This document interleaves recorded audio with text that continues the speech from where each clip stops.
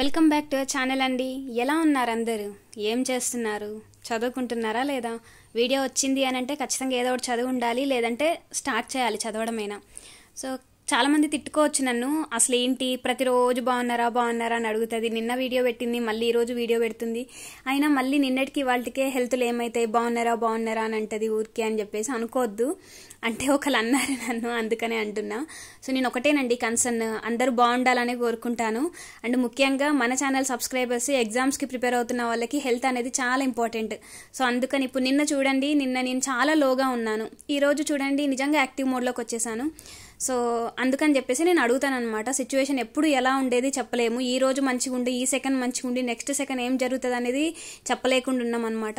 So అందుకనే ప్రతిరోజు అడుగుతాను. సో మీరు అందులో తప్పు పట్టాల్సిన అవసరం లేదు. యాజ్ ఎ సిస్టర్గా ప్రతిరోజు నేను మా చెల్లిని అడుగుతాను, ఎట్లున్నావమ్మా అని అడుగుతాను, మా చెల్లిని, మా అమ్మని అడుగుతాను, మా అక్క చెల్లెల్ని, మా తమ్ముని, మా నాన్నని. సో మీరు కూడా నా ఫ్యామిలీ మెంబర్స్ అయ్యారు కాబట్టి నాకు ఆ రైట్ ఉంది, మిమ్మల్ని బాగున్నారా అని అడిగే హక్కు లేదా నాకు? సో ఇవన్నీ పక్కకు పెట్టేస్తే ఈ రోజు రేపు 2 డేస్లో ఏదో ఒకటి డిసైడ్ అయిపోతుందండి. సో ఇంకా మన ఛానల్లో మాత్రం ఇంకా నేను రెగ్యులర్గా మిమ్మల్ని మోటివేట్ చేస్తూ ఉంటాను, మీకు కావాల్సిన ఇన్ఫర్మేషన్ ఇస్తూ ఉంటాను. అయితే ఒక 2 డేస్ బ్యాక్ ఒక సిస్టర్ నన్ను అడిగారనమాట, అక్క నేను ల్యాబ్ టెక్నీషియన్ పడింది కదా అక్క, సో నేను అది అప్లై చేద్దాం అనుకుంటున్నా, కాకపోతే ఏమీ తెలియదు, అసలు ఏం చేయాలో ఎట్లా చదవాలో తెలియదు, ఏ బుక్స్ తీసుకోవాలో తెలియదు అని చెప్పేసి అడుగుతున్నారు. సో ఇప్పుడున్న ప్రజెంట్ సిచ్యువేషన్ ఏంటిదంటే ఎవ్వరు బుక్ పెట్టి చదివే సిచ్యువేషన్ అయితే లేదు.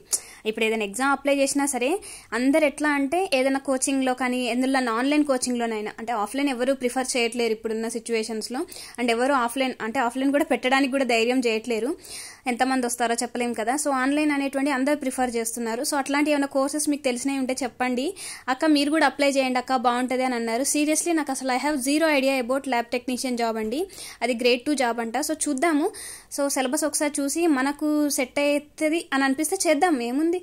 ఏదైనా సరే మనకు తెలిసిన సిలబస్ ఉందనుకోండి, మనం అప్లై చేయడంలో తప్పలేదు కదా. సో నేను ఖచ్చితంగా కనుక్కుంటాను సిస్టర్, నాకు తెలియదు నిజంగా. మీరు ఇప్పుడు అంటే యూట్యూబ్ ఛానల్స్ కానీ టెలిగ్రామ్ ఛానల్స్ కానీ చూస్తున్నాను నేను. టెలిగ్రామ్ ఛానల్స్లో నోటిఫికేషన్ పడింది, అది ఫస్ట్ నోటిఫికేషన్ ఆన్ టైం అంటే కరెక్ట్ టైంలో రిలీజ్ చేశారు అని చెప్పేసి కూడా చూశాను నేను. సో దాని గురించి అంత ఎక్కువ పట్టించుకోలేదు, ఎందుకంటే నాకు మెయిన్ గ్రూప్ 1 అనమాట. గ్రూప్ 2 గ్రూప్ 3 కూడా అంత ఎక్కువ హోప్ లేకుండే నాకు. సో చూస్తాను, మీరు అడిగారు కదా కోర్సులు ఏమైనా ఉన్నాయని, మన బడ్జెట్లో ఏమైనా కోర్సులు ఉంటే చెప్తాను. నేనేం చేస్తానంటే స్పెషల్గా ఎవరైనా ఎగ్జామ్ రాస్తానంటే బుక్స్ తీసుకొని అన్నీ బుక్స్ మనం చదవమండి. ఎందుకంటే బెస్ట్ ఎగ్జాంపుల్ నేను మెయిన్స్కి మస్తు బుక్స్ కొన్నా, ప్రిలిమ్స్కి మస్తు బుక్స్ కొన్నానండి. నేను యూపీఎస్సీకి కూడా బోలెడు బుక్స్ కొన్నా. నేను బుక్స్కే ఒక 1,20,000 దాకా అయి ఉంటాయి నాకు. సో ఇన్ని బుక్స్ కొన్నానా మరి, అంటే ఒక్క ఎన్సీఆర్టీస్ మాత్రం ఒక 7, 8, 9 సార్లు చదువుంటాను. సో మిగతా ఏ బుక్స్ కనీసం 2 సార్లు కూడా చదివి ఉండను నేను, ఒక పాలిటీ లక్ష్మీకాంత్ తప్ప. మిగతా ఏ బుక్స్ 2 కంటే ఎక్కువ సార్లు చదివి ఉండను అనమాట. సో అవి కూడా చదివిన ఇప్పుడు గుర్తున్నాయి అంటే లేదు. సో అందుకనే నేనేమంటానంటే, నేను ఎట్లనైతే గ్రూప్ 1కి నాకు జీరో ఐడియా ఉన్నప్పుడు నేను లాక్సెన్స్లో కోచింగ్ తీసుకున్నానని చెప్పాను కదండి. సో అక్కడ కోచింగ్ తీసుకున్నాను, జీరో ఐడియా ఉన్నప్పుడు కోచింగ్ తీసుకోవడంలో తప్పేం లేదు. సో తీసుకొని ఏం చేశాను, నేను టెస్ట్ సిరీస్లు తీసుకొని రాసాను అనమాట గ్రూప్ 1కి. మరి అంత హై కాదు, అంటే ఎక్కువ పెట్టి కూడా తీసుకోలేదు, నా బడ్జెట్లో ఉన్నాయి. కొన్ని ఉంటాయండి గ్రూప్ 1వి. ఇప్పుడు మెండే సురేష్ అన్న కూడా ఉన్నాడు కదా, సో అన్న కూడా లాంచ్ చేస్తాడు కోర్సెస్ ఇట్లాంటివి. సో ఇవన్నీ నేను చెప్తాను, కమింగ్ వీడియోస్లో చెప్తాను. మనం ఏంటంటే మరీ వేలకు వేలు అస్సలు పెట్టద్దు. ఒకవేళ 100లలో 1000 లోపు ఏమైనా ఉన్నాయంటే తీసుకోవచ్చు. మనకు ప్రాక్టీస్ చేయండి, మనకు డైరెక్ట్ ఎగ్జామ్లో కూర్చొని రాయాలంటే ఇట్స్ టూ డిఫికల్ట్. ఇప్పుడు ఈ రోజులలో క్వశ్చన్ పేపర్స్ మనం అసలు అంచనా వేసేటట్టు కూడా లేవు. సో చెప్తాను సిస్టర్, నేను మీకు చెప్తాను అసలు సిలబస్ ఏంటి మొత్తం చూసి నేను కనుక్కొని చెప్తాను. మరి ఎక్కువ కూడా చెప్పను, తక్కువలో ఏమైనా ఉన్నాయో లేదో చూసి చెప్తాను. అండ్ మన ఛానల్ వాళ్ళకి కూడా బయట ఒకవేళ నేను కనుక్కుంటే తక్కువ చేయమని కూడా చెప్పొచ్చు మనం. అసలు నేను కనుక్కొని చెప్తాను, తెలియనప్పుడు నేను తెలిసినట్టు చెప్పను, తెలుసుకొని మరీ చెప్తాను. ఒక్క టైం ఇవ్వండి, నాకు కొంచెం టైం ఇవ్వండి, విత్ ఇన్ 2 డేస్లోనే నేను చెప్పేస్తాను ఏదో ఒకటి.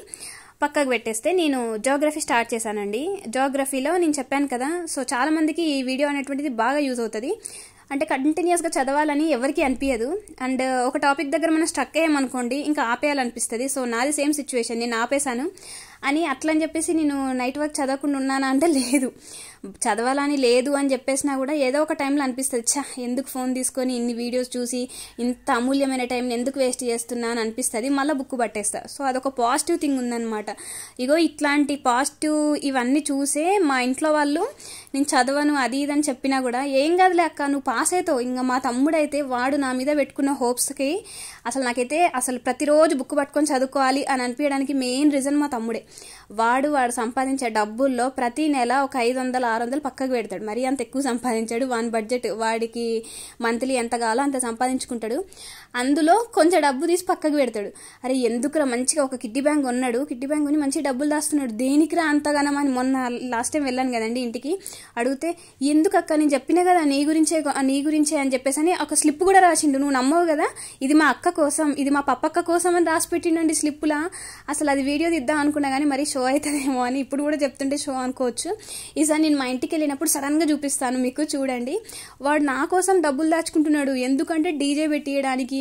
ఇంకా నేనట ఎగ్జామ్ రాసి రిజల్ట్స్ వచ్చిన వెంటనే నెక్స్ట్ డేనే నేను ఊరికి రావాలంట.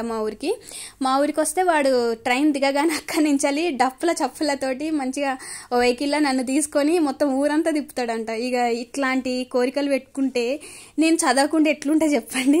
2-3 బ్రదర్స్ సిస్టర్స్ ఇదే అడుగుతారు, అక్క మీకు ప్రతిరోజు చదవాలని ఎంతూజియాజం ఎట్లా వస్తుంది, ఇంత అసలు ఎట్లా చదువుతారు మీరు ఇంత యాక్టివ్గా అంటే, అంత ఏం లేదండి. హెల్త్ ఇష్యూస్ వస్తూ ఉంటాయి, కానీ హెల్త్ ఇష్యూ వచ్చినప్పుడు అస్సలు చదవను. ఎందుకంటే నెక్స్ట్ డేకి ఎఫెక్ట్ అవుతుంది నాకు. సో ఒకవేళ ఒక రోజు మంచి చదవాలని అనిపించలేదు అనుకోండి, పక్కకు పెట్టేస్తాను నేను. అసలు ఏం చేయను, మంచిగా పడుకుంటా అంటే ఇట్లా గొరుగుతా, నిద్ర కూడా పోను, నాకు నిద్ర కూడా రాదు ఈ టెన్షన్స్లో. సో అదనమాట నా సిచ్యువేషన్. సో అట్లున్నప్పుడు నేను ఎట్లా చదవకుండా ఉంటా. సో ఇంకా నిన్న సాయంత్రం స్టార్ట్ చేసిన జాగ్రఫీ. నేను చెప్పాను కదా 3rd, 4th, 5th మనకు 3 చాప్టర్స్ ఉన్నాయి తెలంగాణ జాగ్రఫీ. నేను తెలంగాణతో స్టార్ట్ చేసిన. ఇండియన్ జాగ్రఫీ అబ్బా చాలా చిరాకు అనిపిస్తుంది నాకు. ఫస్ట్ చాప్టర్ చూస్తేనే చాలా చిరాకు వస్తుంది నాకు, ఏందో చదవాలి ఫస్ట్ చాప్టర్లో. అందుకని చెప్పేసి నేను తెలంగాణ నుంచి స్టార్ట్ చేశాను. అది కూడా 5th చాప్టర్ స్టార్ట్ చేద్దాం అనుకున్నా కానీ ఇంట్రెస్ట్ రాలే. సరే అని చెప్పేసి 3rd చాలా తక్కువ ఉంది, ఇంట్రెస్ట్ రాకపోవడం కదా, అందులో చాలా ఎక్కువ టాపిక్స్ ఉన్నాయి. 3rd, 4th ఇంకా ఎక్కువ ఉన్నాయి, 5th కొన్ని ఉన్నాయి మోడరేట్గా, 3rd చాలా తక్కువ ఉన్నాయి అని చెప్పేసి 3rd స్టార్ట్ చేసిన. 3rd ఫస్ట్ నుంచి చదువుదామా అంటే అబ్బా మళ్ళీ స్టాట్స్ బాగున్నాయి అనమాట, ఫ్యాక్ట్స్ గుర్తుపెట్టుకోవాల్సినవి. సర్లే అని లాస్ట్ నుంచి వచ్చాను. 3rd చాప్టర్లో లాస్ట్ నుంచి వచ్చినాను, అంటే లాస్ట్ 3 టాపిక్స్ వరకు కంప్లీట్ చేసిన నిన్న. సో ఈ రోజు ఏం చేస్తానంటే రిమైనింగ్ టాపిక్స్ ఉన్నాయి కదా 3rd చాప్టర్, అది కంప్లీట్ చేసేస్తాను. 4th స్కిప్ చేసి 5th చదువుతాను. 5th కంప్లీట్ అయిన తర్వాత 4thకి వస్తాను. సో ఇంతే. ఇప్పుడు నేను ఎందుకు ఇంత విడమర్చి చెప్తున్నానంటే, మనకు ఒక టాపిక్ దగ్గర బోర్ కొట్టింది అనుకోండి, ఆ టాపిక్ని వదిలేయండి. అసలు ఎట్లా అంటే దాని గురించి ఇంకో థాట్ లేకుండా వదిలేయండి, మళ్ళీ ఇంట్రెస్ట్ మనకే వస్తుంది. అరే చాప్టర్ మొత్తం కంప్లీట్ చేసినాము, ఈ ఒక్క టాపిక్ చదవకుంటే ఎట్లా. ఒకవేళ నాకేం బాధ అనిపిస్తుంది తెలుసా, నేను అట్లా కావాలని వదిలేసి మళ్ళీ మిగతా టాపిక్స్ అన్ని కంప్లీట్ చేసిన తర్వాత అదేందో నేను అట్లా ఏదైతే వదిలేస్తానో అదే క్వశ్చన్ వస్తుందండి ఎగ్జామ్లో. నాకు ఆ భయం.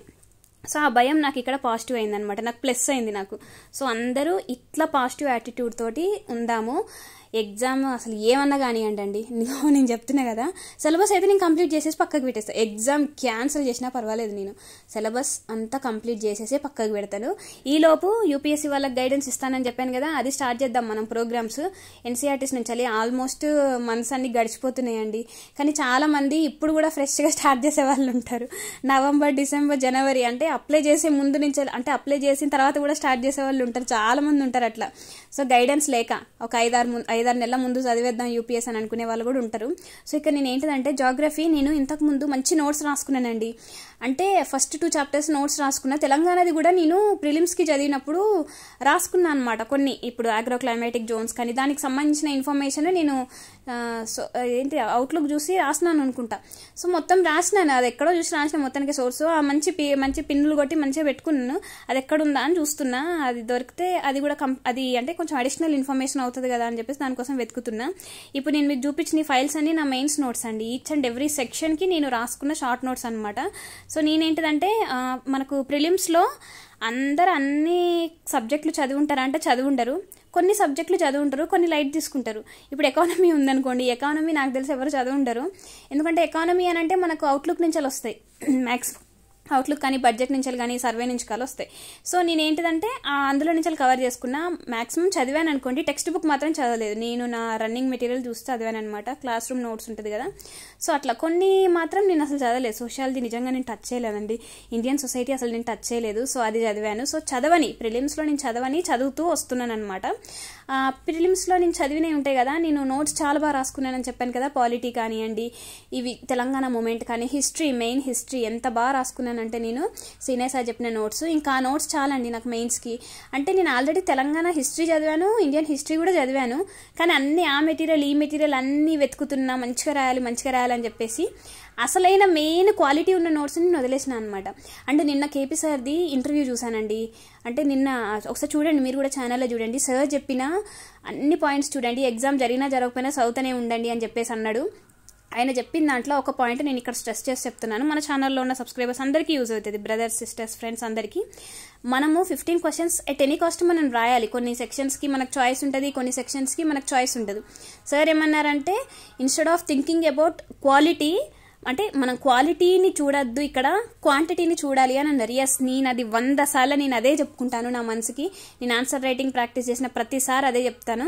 నువ్వు ఒక్క టాపిక్ని వండర్ఫుల్గా చదవాలని చూస్తున్నావు నువ్వు, కానీ అవసరం లేదు. అన్ని టాపిక్స్ మీద నీకు 10 పాయింట్లు ఉంటే చాలు అని నేను అంటున్నా.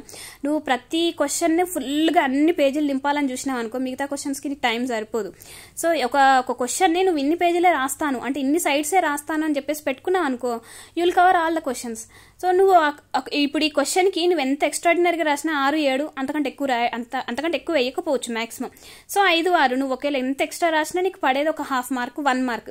అదే నువ్వు ఇక్కడ రాసి ఎక్స్ట్రా కంటెంట్ అన్ని క్వశ్చన్స్ కలిపి నువ్వు ఇంకో 2 క్వశ్చన్స్ ఎక్స్ట్రా రాసినావు అనుకో, నీకు ఎన్ని పడచ్చు? దగ్గర 12 to 13 మార్క్స్ ఎక్కువ పడచ్చు. సో 12 to 13 మార్క్స్ మార్జిన్ అంటే ఇది చాలా ఎక్కువ మార్జిన్. నీకు డిఎస్పీ వచ్చేది కాస్త డీసీ రావచ్చు. సో ఇదొక్కటి ఆలోచించండి. అసలైతే ఇవన్నీ బయట చెప్పొద్దు, కానీ నిన్న సార్ చెప్పేశాడు కదా, చాలా మంది వీడియో చూసుంటారు కదా, అర్థమై ఉంటుంది. సో మళ్ళీ చెప్తున్నాను, నువ్వు క్వశ్చన్ని ఫుల్గా అన్ని నింపేయాలని చూస్తే యూ విల్ లూజ్ మార్క్స్ అండి. యూ విల్ లూజ్, ఖచ్చితంగా సర్వీసే, నువ్వు రావాలనుకున్న సర్వీసే మిస్ అయ్యే ఛాన్సెస్ ఉంటాయి.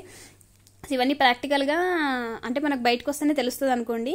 అంటే చెప్తున్నాను, నేను చాలా ఇంటర్వ్యూస్ చూసానండి. గ్రూప్ 1 అచీవ్ చేసిన ప్రతి ఒక్కరి ఇంటర్వ్యూ చూశాను, వాళ్ళ ప్రతి ఒక్క మాట నేను నోట్ చేసుకున్నాను అనమాట, అంటే మైండ్లో ఫీడ్ చేసుకున్నాను. సో నేను అదే పయనంగా ఉన్నానమాట, నేను అదే దిశగా పయనిస్తున్నాను. సో వాట్ ఎవర్ ఇట్, నేను చెప్తున్నా కదా, ఒకసారి లో ఉండొచ్చు, ఒకసారి హైలో ఉండొచ్చు, కానీ ఎట్ ఎనీ కాస్ట్ నేను సిలబస్ కంప్లీట్ చేస్తానండి. సిలబస్ కంప్లీట్ చేసి నేను ఎట్లా చేసినా అని కూడా చెప్తాను. ఇన్ కేసు ఎగ్జామ్ పోస్ట్ పోనో స్టే అయిందనుకోండి, చూద్దాం. ఇంకా నేనైతే నాకు ఎగ్జామ్ మీదనైతే ఆశ లేదు, ఎందుకంటే ఇప్పటికే నేను చాలా లాస్ అయ్యాను. అమూల్యమైన టైంని 3 years నేను ఇక్కడే వెచ్చించి ముసల్దాన్ని అయిపోతానేమో అని భయం అవుతుంది నాకు ఒక్కొక్కసారి. సో మొత్తానికైతే ఇదేనండి. నేను చెప్తాను ల్యాబ్ టెక్నీషియన్ గురించి కనుక్కొని చెప్తాను, ఆ కోర్స్ గురించి. అట్లనే యూపీఎస్సీకి కూడా చెప్తానండి. నేను ఎన్సీఆర్టీస్ ఇప్పుడు ఈ మధ్యకాలంలో అయితే టచ్ చేయలేదు. సో ఎవరికైనా కావాలన్నా కూడా ఇస్తాను. కాకపోతే చూద్దాం, ఈ రోజు రేపు 2 daysలో ఏదో ఒకటి తెలుస్తుంది కదా, దాని గురించి కూడా మనం మాట్లాడుకుందాం. మనకు మాట్లాడొద్దు అని ఎక్కడ ఏం చెప్పలేదు, రాజ్యాంగంలో చెప్పలేదు. మనకు మాట్లాడే హక్కు ఉంది, మనకు అది ఫండమెంటల్ రైట్. కాబట్టి మనం మాట్లాడుకుందాం, డిస్కస్ చేద్దాం. సో అంతేనండి. Thank you so much for watching this video. See in next video. Take care. ఓకేనా? ఏమీ నెగిటివిటీ మైండ్లో పెట్టుకోకండి. Thank you so much for watching this video. Like, share, subscribe.